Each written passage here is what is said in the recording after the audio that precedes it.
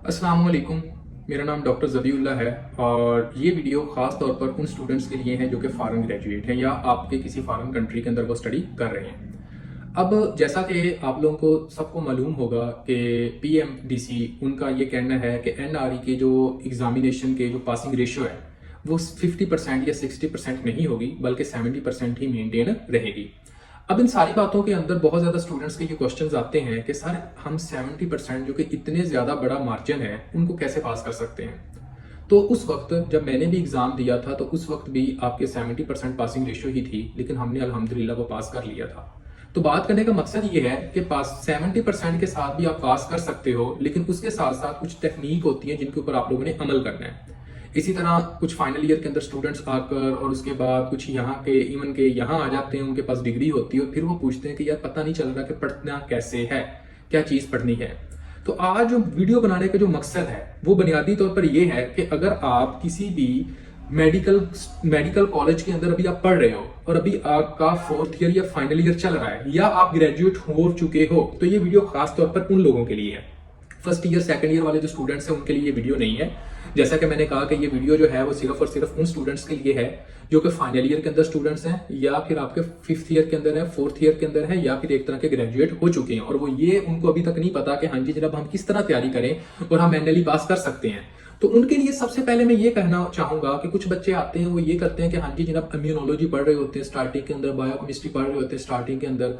तो हर चीज को अचीव करने का हमें पता होना चाहिए कि हाँ जी जनाब हमने अचीव कैसे करना है। तो एनआरई का अचीव करने का भी एक तरीका होता है और वो ये है कि आपने तैयारी किसकी करनी है और किन चीजों की नहीं करनी। तो सबसे पहले तो आप इन चीजों के ऊपर देख लो कि आपने कौन से सब्जेक्ट ऐसे हैं जिनको आपने बहुत अच्छे से प्रिपेयर करना है और कौन से ऐसे सब्जेक्ट है जिनको आपने बस नॉर्मली लाइट सा प्रिपेयर करना, हो गया तो हो गया, ना होगा तो ना से। अब देखें, जब भी आप एनआरई की तैयारी करना शुरू करते हैं तो बायोकेमिस्ट्री, इम्यूनोलॉजी, माइक्रोबायोलॉजी, खुदारा इनकी तरफ सबसे पहले मत जाइए। तो फिर किन की तरफ आए? आपने इस तरह करना है कि आपने फर्स्ट एड को पढ़ना है। फर्स्ट एड का कोई भी अगर आप सिस्टम लेते हो तो उसके अंदर आप क्या करोगे, उसके अंदर आपकी एनाटॉमी भी दी होती है, आपकी फिजियोलॉजी भी दी होती है, उसके बाद आपकी पैथोलॉजी भी दी होती है और आपकी फार्माकोलॉजी भी दी होती है। लेकिन फर्स्ट एड की जब हम बात करते हैं तो फर्स्ट एड के लिहाज से जो आपकी एनाटॉमी है वो थोड़ी सी कम पड़ जाती है। तो इसके लिए आप शेल्फ नोट्स इस्तेमाल कर सकते हो। अगर आपके पास थोड़ा सा ज्यादा टाइम है तो आप स्नेल की रिव्यू की बुक पढ़ सकते हो। लेकिन अगर आपके पास कम टाइम है तो फर्स्ट एड की यूएसएमएल की बुक और साथ इसके जो आपके शेल्फ नोट्स हैं ये मोर देन इनफ होंगे आपकी एनाटॉमी के लिए। और इसके साथ जो फर्स्ट एड के अंदर सारी चीजें दी हुई है यानी कि फिजियोलॉजी हो गया आपकी और उसके बाद जनाब आपकी पैथोलॉजी हो गया, फार्माकोलॉजी हो गया, वो आपकी मोर देन इनफ होगी। जब आप पैथोलॉजी इधर से करेंगे तो साथ आप पैथोमा की बुक ओपन करेंगे। पैथोमा की बुक जब आप पढ़ते हो तो बिल्कुल सेम टू सेम वही चीजें लिखी होंगी, बल्कि आप ये देखोगे कि शायद फर्स्ट एड के अंदर कुछ चैप्टर्स की चीजें ज्यादा लिखी हो, पैथोमा के ऊपर कम लिखी हो। लेकिन पैथोमा और फर्स्ट एड को आप एक साथ मिलाकर पढ़ते हो तो आपको बहुत ज्यादा फायदा हो जाता है। तो जो मैंने पहली बात की, आपने क्या काम करना है, अपने सिस्टेमिक स्टडी सबसे पहला काम शुरू करना है कि आपने सिस्टम को लेना है। आपने उस सिस्टम को लिया, उसकी अपने एनाटॉमी की, फिजियोलॉजी की, पैथोलॉजी की और उसके बाद फार्माकोलॉजी भी आपने उसी से करनी है। फिजियोलॉजी के लिए कोई भी अभी बीआरएस की जरूरत नहीं है अगर आप फाइनल ईयर के अंदर हैं या अगर आप ग्रेजुएट हो चुके हैं और आपने नहीं पहले पढ़ी, लेकिन अगर आपने पहले पढ़ी है तो फिर पढ़ सकते हो। और उसके बाद फार्माकोलॉजी के लिए भी आपको कोई लिपन कोड या इसी तरफ जाने की जरूरत नहीं है। यकीन करें आप अपना टाइम वेस्ट करेंगे, आपको एनएलई के लिए इसकी जरूरत नहीं होगी।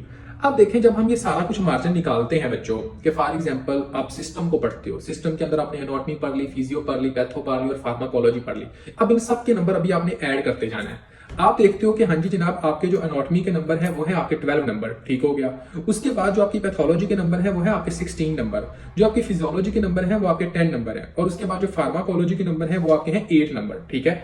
अब जब ये सारे के सारे आप नंबर ऐड करते हो तो आपके जो नंबर बनते हैं वो कितने बनते हैं? अब देखें कि जब आप ये सिर्फ और सिर्फ सिस्टेमिक स्टडी की बात करते हो और आप इसको पढ़ते हो तो आपके जो टोटल नंबर बन रहे होते हैं वो बन रहे होते हैं जनाब आपके एक तरह के 46 नंबर, ठीक है। तो आप अगर सिर्फ और सिर्फ ये सिस्टेमिक स्टडी करते हो तो आपके 46 नंबर जो है वो कवर है।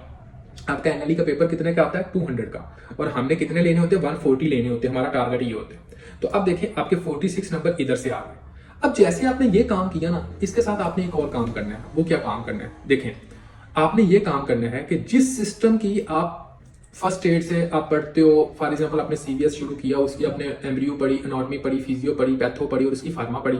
उसके फौरन बाद जैसे ये सिस्टम आपका बेसिक से खत्म होगा ना, तो आपने क्लिनिकल के अंदर चले जाना है। सेम सिस्टम, अगर आप फाइनल ईयर के स्टूडेंट हो या फिर आपका सेकंड ईयर, मतलब कि एक तरह का, अगर फाइनल ईयर के अंदर अभी आपका सिर्फ 1 साल पढ़ा या आप ग्रेजुएट हो चुके हो, ये उन बच्चों के लिए है।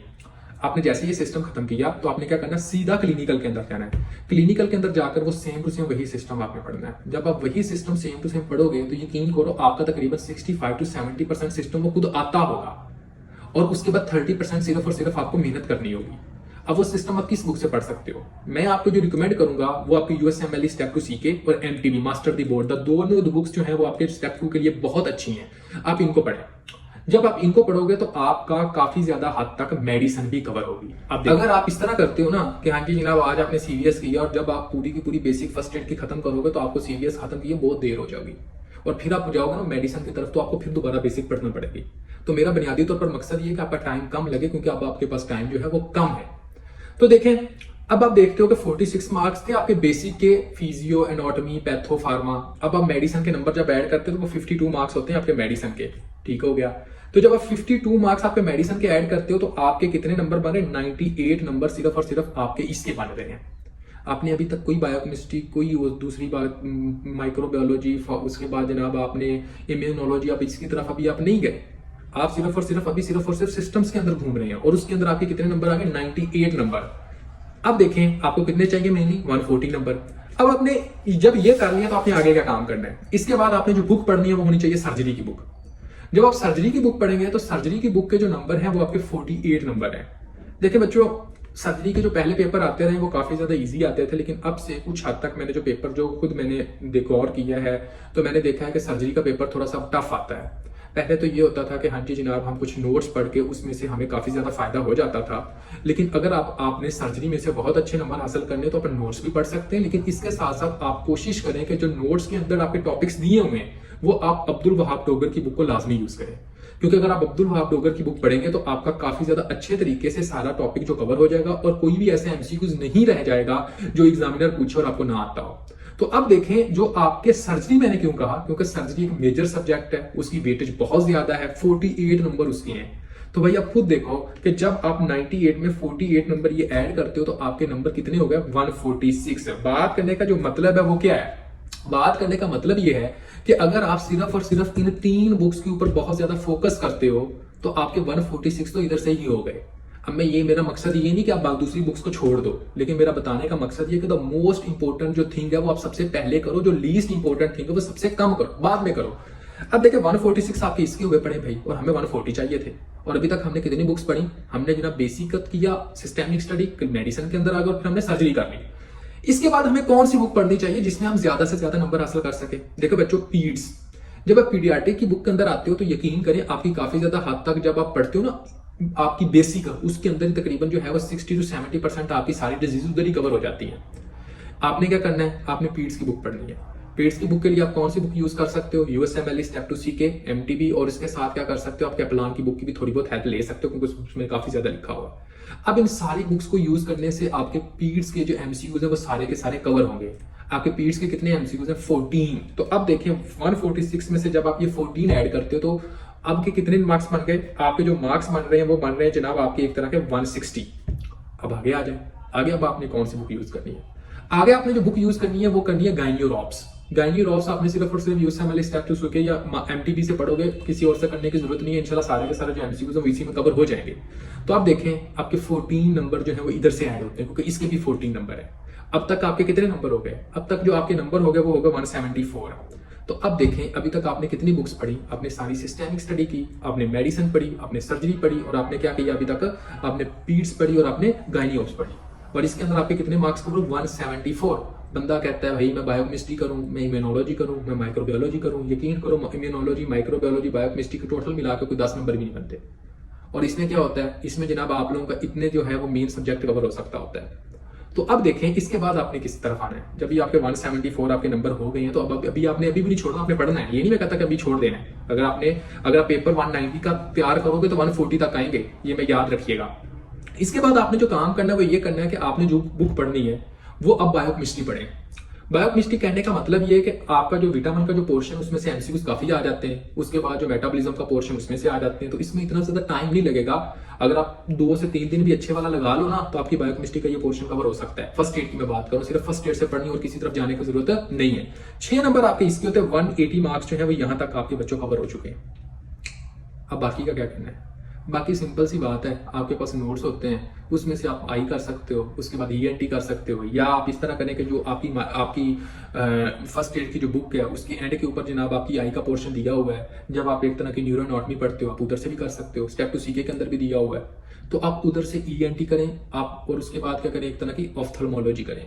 लेकिन ईएनटी के लिए बेहतर यह है कि जो नोट्स मार्केट के अंदर हैं मोस्टली जो है वो आप यूज करें। अगर किसी को चाहिए हो तो वो मेरे से रब्ता कर सकता है, उनको नोट्स जो होंगे वो शेयर कर भी दूंगा। तो आप देखें 12 नंबर उनके, तो वो 192 नंबर ये मान रहे हैं बच्चों। तो बात करने का जो मकसद है वो क्या है? बात करने का जो मकसद है वो ये है कि आपने तैयारी इस तरह करनी है, बावजूद इसके कि हाँ जी जनाब आप कौन सी तैयारी बाद में करें, कौन सी तैयारी आपने पहले करनी है, इस तरह ना आपके साथ हो। आपको पता हो कि हाँ जी जनाब आपने कौन सी तैयारी पहले करनी है और कौन सी तैयारी आपने बाद में करनी है। तो आपने इसके ऊपर फोकस नहीं करना कि हाँ जी जनाब आप एक तरह की कम्युनिटी मेडिसिन या फोरेंसिक मेडिसिन के ऊपर पढ़े हो। आपको पता कम्युनिटी मेडिसिन के 6 नंबर है, फोरेंसिक के 2 नंबर है, पास पेपर्स देख लीजिए, उनमें से कोई एक आधा नंबर आ जाएगा तो आपके पूरे के पूरे जो पेपर है वो 200 का क्लियर होता है। होप सो मैंने काफी ज्यादा हद तक आप लोगों को समझा दिया होगा। अभी मैं 1 मिनट के अंदर सारा कुछ अपनी बात को रिपीट करूंगा कि हाँ जी जनाब आपने किस तरह स्टडी करनी है। अगर आप फाइनल ईयर के अंदर हो या अभी आप फाइनल ईयर के अंदर आपका 1 साल बचा है या आप ग्रेजुएट हो चुके, आपने किस तरह स्टडी करनी है? सबसे पहले सिस्टेमिक स्टडी करनी है, फर्स्ट एड को पकड़ना है, बीआरएस पकड़ने की जरूरत नहीं है। उसके बाद आपने क्या करना है, आपने यूएसएमएल स्टेप 2 सीके से वो सिस्टम करना है या एमटीपी से कवर करना है, मोर देन इनफ। आपकी बेसिक भी कवर, आपकी क्लिनिकल भी कवर, आपकी मेडिसिन कवर होगी 52 नंबर, और आपकी क्या होगा 46 नंबर से आपका यहाँ तक कवर होगा, आपके 98 नंबर ये बन रहे होंगे। फिर आपने सीधा सर्जरी की तरफ आना है, सर्जरी के नंबर जो है वो 48 है, आपके 146 नंबर कवर होंगे इसके अंदर। फिर आपने आना पीरियड्स और उसके बाद आना गायनी के अंदर 14 आपके नंबर ये हैं, ठीक हो गया। इसके बाद आपने बायोकेमिस्ट्री के अंदर जाना है और उसके बाद ईएनटी और ऑफ्थल्मोलॉजी की तरफ जाओगे, ये सारा कुछ करोगे तो 192 नंबर है। 8 नंबर की बचती है सिर्फ 2 चीजें, कौन सी? सिर्फ और सिर्फ आपने फोरेंसिक और आपका कम्युनिटी मेडिसिन। भाई फोरेंसिक और कम्युनिटी मेडिसिन की तरफ ना पढ़ो, इतनी मोटी बुक है, अगर वो करनी है तो सिर्फ और सिर्फ पास पेपर्स देखो, उसमें से इंशाल्लाह कवर हो जाएगा। अगर आप में से किसी बंदे को ये वीडियो आपको फायदा पहुंचाती है, आप समझते हैं, तो प्लीज इस वीडियो को लाइक कीजिएगा, शेयर कीजिएगा, कमेंट कीजिएगा। और अगर किसी भी तरह की कोई भी वीडियो चाहिए हो मेडिसिन के ऊपर, और उसके बाद कोई भी अगर आपने इंफॉर्मेटिव स्टडी के बारे में बात करनी हो तो आप मेरे साथ रब्ता कर सकते हैं। और मैं जो है वो अभी कोचिंग क्लासेस भी दे रहा हूँ, आप कोचिंग क्लासेस भी ज्वाइन कर सकते हैं जूम के जरिए। तो ये थी सारी की सारी वीडियो। फी अमानुल्लाह, अल्लाह हाफिज, अपना बहुत साथ ख्याल रखिएगा।